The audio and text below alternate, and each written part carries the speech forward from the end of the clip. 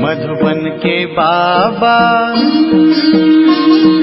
मधुबन के बाबा मुरली वाले, आपका क्या कहना, आपका क्या कहना। ओम शांति। आज 26 नवंबर 2022 के साकार मधुर महावाक्य हैं। आज मीठे मीठे बाबा दादा बोले, मीठे बच्चे, तुम रूहानी यात्रा पर हो, तुम्हें वापस इस मृत्युलोक में नहीं आना है।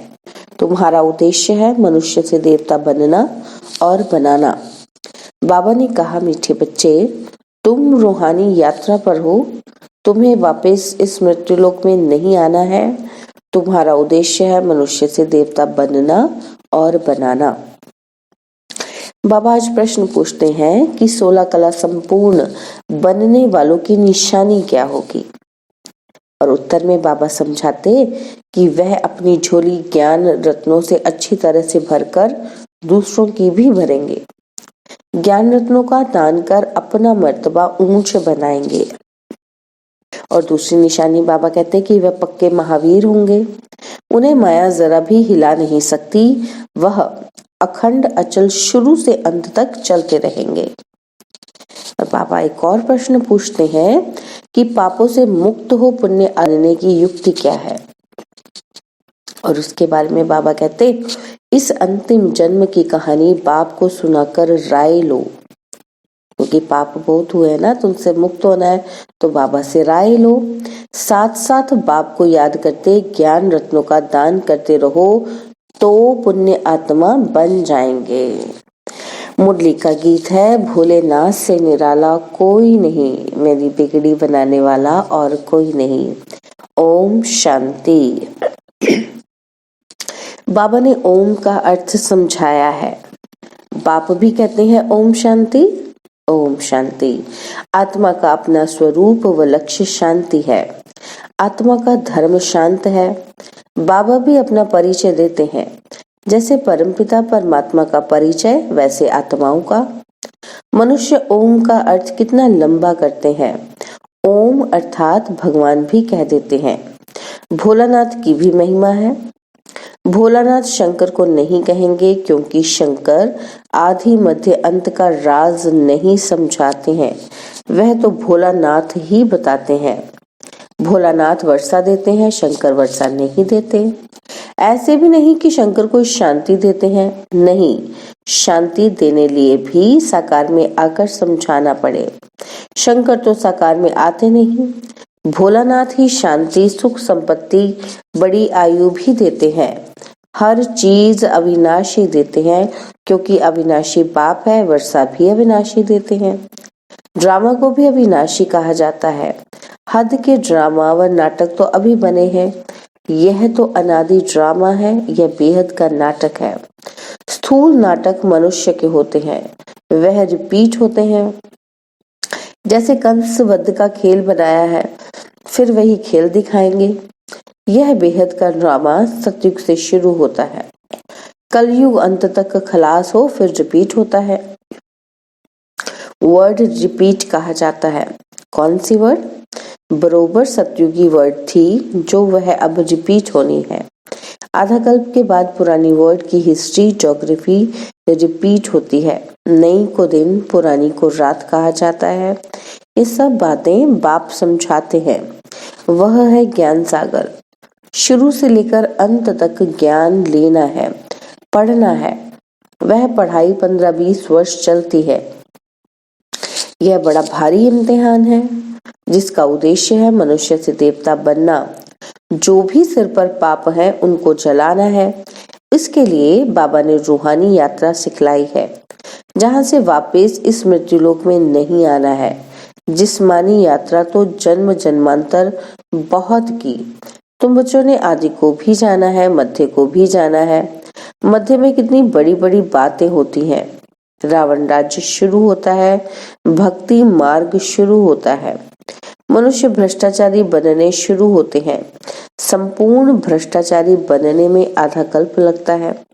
माया का राज्य द्वापर से शुरू होता है, तो भक्ति और रावण राज्य दोनों नाम गिरने के हैं। भक्ति के बाद भगवान मिलेगा। बाप कहते हैं तुम सबसे जास्ती भक्ति करते हो, फिर ज्ञान भी तुम ही लेते हो। ज्ञान और भक्ति के संगम पर तुमको वैराग्य चाहिए। तुम संन्यास करते हो 5 विकारों का। उनको सिखलाने वाला शंकराचार्य है, उनका है हठ योग। अनेक प्रकार के योग सीखते हैं, घर पर छोड़ ब्रह्म के साथ योग रखते हैं। उनको तत्वज्ञानी तत्व योगी कहते हैं। ज्ञान देते भी हैं तत्व का। समझते हैं चक्र फिरना है, हमको पाठ बजाना है। ये बातें उनके आगे ऐसे हैं जैसे बंदर के आगे डमरू बजाए। अब बंदर मिसल मनुष्य को मंदिर लायक बनाने के लिए यह ज्ञान डांस करते हैं। ज्ञान डांस को उन्होंने डमरू नाम रख दिया है और कहते हैं राम ने बंदर सेना ली। बाबा समझाते हैं तुम सब बंदर थे। शिव बाबा ज्ञान डमरू बजाए बंदर से मंदिर बनाते हैं। वह समझते हैं लंका में रावण का राज्य था। अब बाप कहते हैं सारी दुनिया सागर के बीच खड़ी है। इस समय सारी दुनिया में रावण राज्य है। वे हद की बातें सुनाते हैं। बाप तो बेहद का राज समझाते हैं। सारी दुनिया रावण की जंजीरों में फंसी हुई है। सारी दुनिया के विकारों के कारण, बाबा कहते सारी दुनिया को विकारों के कारण पतित कहा जाता है और पतित पुकारते हैं कि हे पतित पावन आओ, आकर हमको पावन बनाओ। आत्मा को ही पावन जाना है। तुम जानते हो एक बाप के बच्चे हम भाई बहन ठहरे तो जरूर प्रजापिता ब्रह्मा भी चाहिए। शिव बाबा कहते हैं कि तुम निराकार आत्माएं शिववंशी हो, फिर साकार में भाई बहन बनते हो।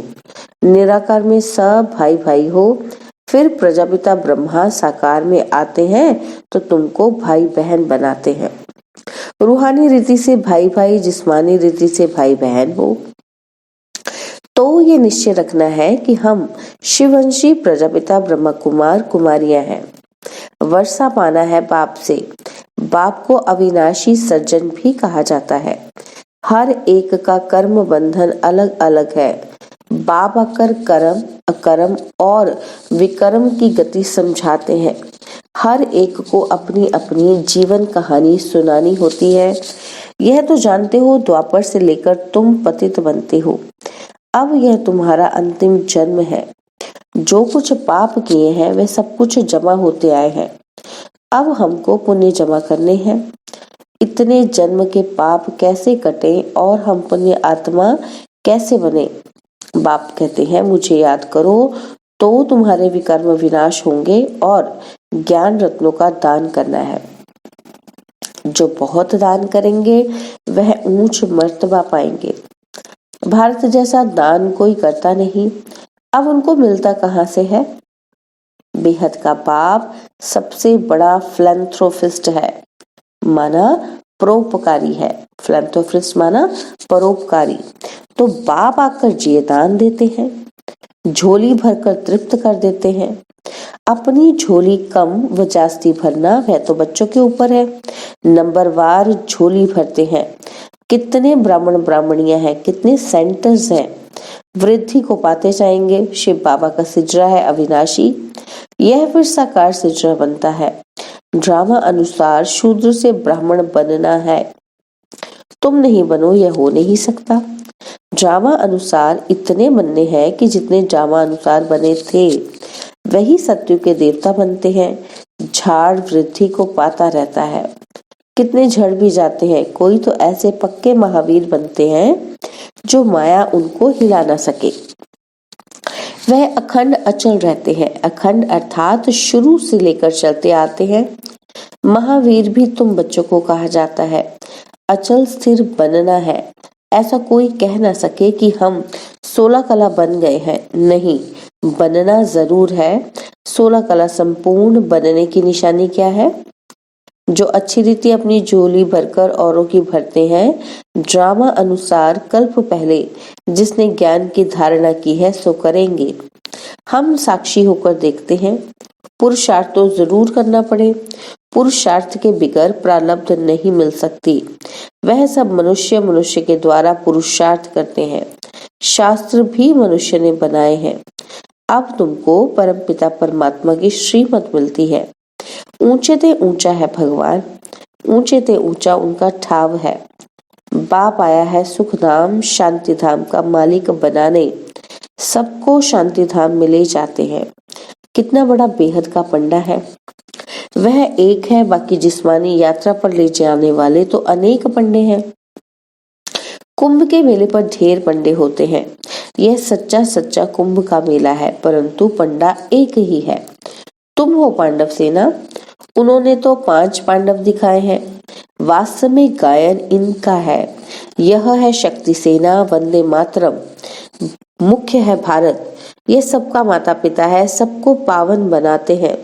श्री कृष्ण को तो सब नहीं मानते। श्री कृष्ण का नाम गीता में डालने के कारण भारत को इतना ऊंच तीर्थ समझते नहीं है। बाप कहते हैं गीता पढ़ते पढ़ते मनुष्य की क्या हालत हो गई है। बाप तो सबको वर्षा देते हैं। ज्ञान तो अथाह है। सागर को स्याही बनाओ तो भी बेअंत अंत नहीं पाया जाता। गीता में शिव बाबा के बदले श्री कृष्ण का नाम डाल दिया है। अब तुमको अंधों की लाठी बनना है। बाप का परिचय देना है कि ऊंचे ते ऊंचा कौन है।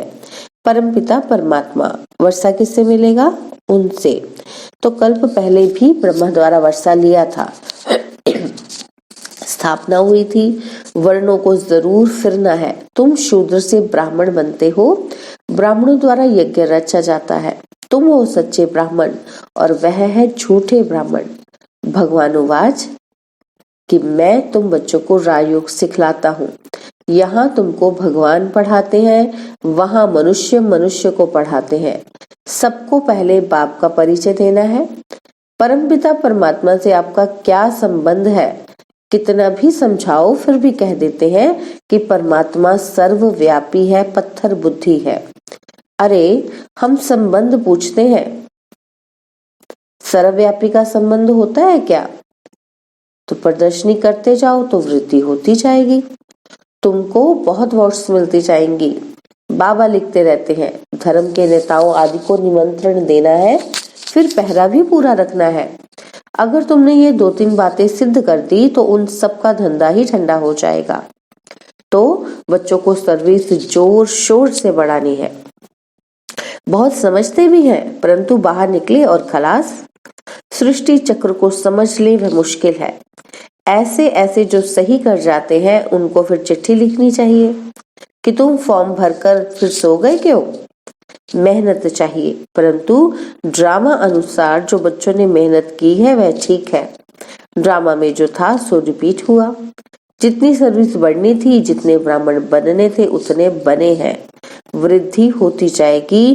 कोई सेकंड में बाप को पहचानेंगे, कोई 7 दिन में, कोई 1 मास में और कोई चलते चलते ठंडे हो पड़ते हैं, फिर संजीवनी बूटी से खड़े हो जाते हैं।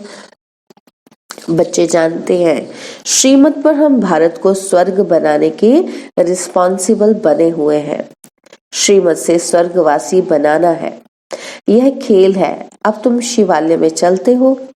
पहले तुम स्वर्गवासी थे, फिर इतने जन्मों के बाद रावण ने नरकवासी बनाना शुरू किया। अब पूरे नरकवासी कंगाल बन गए हैं। बाबा कहते हैं तुम बच्चे सुदर्शन चक्रधारी बनते हो।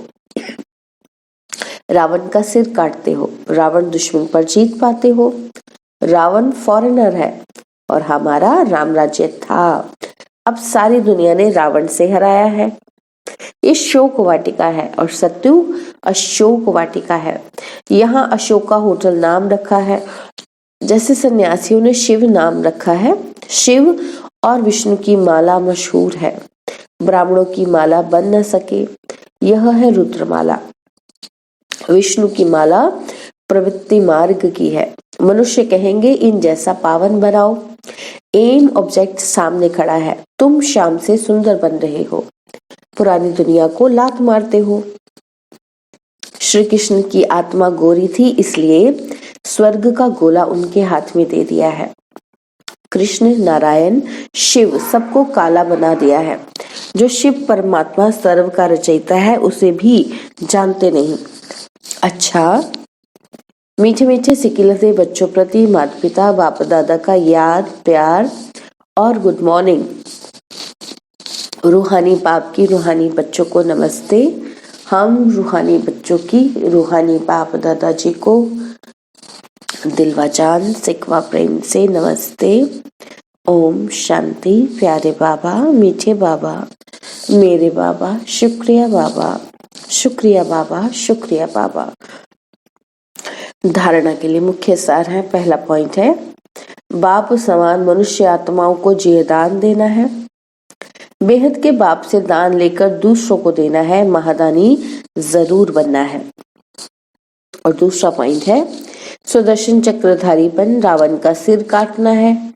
बेहद का बैरागी बन विकारों का संन्यास करना है। बाबा ने आज वरदान दिया कि संगम युग पर सदा प्रत्यक्ष व ताजा फल खाने वाले शक्तिशाली व तंदुरुस्त भव।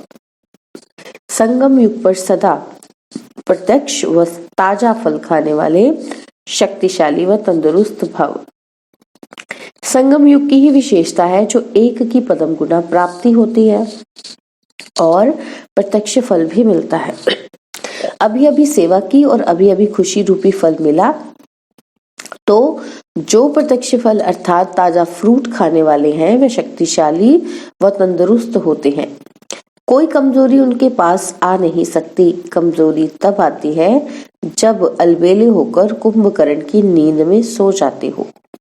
अलर्ट रहो तो सर्व शक्तियां साथ रहेंगी और सदा तंदुरुस्त रहेंगे। स्लोगन है, फॉलो एक ब्रह्मा बाप को करो, बाकी सबसे गुण ग्रहण करो। फॉलो एक ब्रह्मा बाप को करो, बाकी सबसे गुण ग्रहण करो। ओम शांति। और अब यह एक बहुत अच्छी वीडियो भी जरूर देखें।